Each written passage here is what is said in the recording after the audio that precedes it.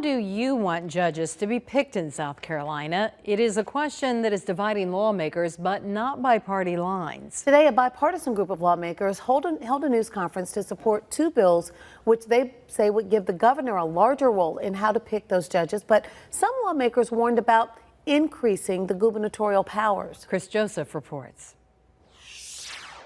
To understand the proposed changes, you need to understand the system.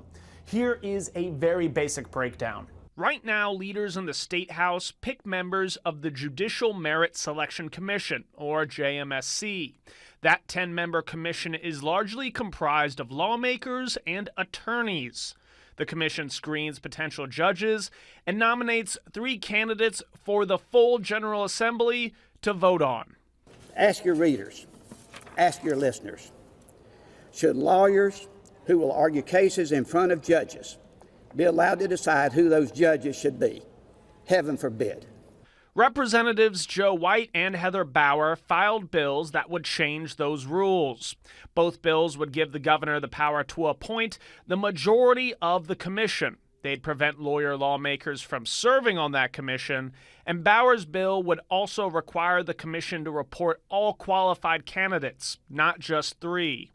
For those who've followed my political career, I ran for city council 2 years ago. I ran against like 8 people, all qualified to run. The conversation on judicial reform was largely ignited at the State of the State, just weeks after the state Supreme Court struck down a 6-week abortion ban in January. South Carolina is one of 2 states in which the General Assembly selects the members of the judiciary. It appears that the confidence in this arrangement is waning. Representative and lawyer Seth Rose raised concerns about what the increased power for Governor Henry McMaster would mean for abortion rights.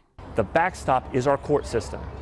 In my opinion, giving the governor more appointees on the screening process with his positions and what has happened at the USC board would set us back and take a backstop, a safety net for women's rights in this state away.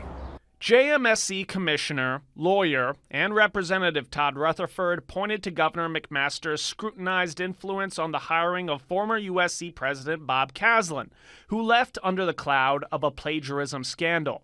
His choice got to be the president. Didn't last long, but again, we have a bad history in this state of allowing governors to pick winners, and that should not be allowed in the judicial system. Representative Gilda Cobb Hunter downplayed the concerns about the governor's power. And I would argue that the governor does have influence now, that the agenda as set by the Republican caucus, both House and Senate, in concert with the governor, is moving the governor's agenda. Both bills face a very steep climb to pass. The Speaker's office and the Office for the President of the Senate both declined to comment. Reporting in the newsroom, Chris Joseph, WIS News 10.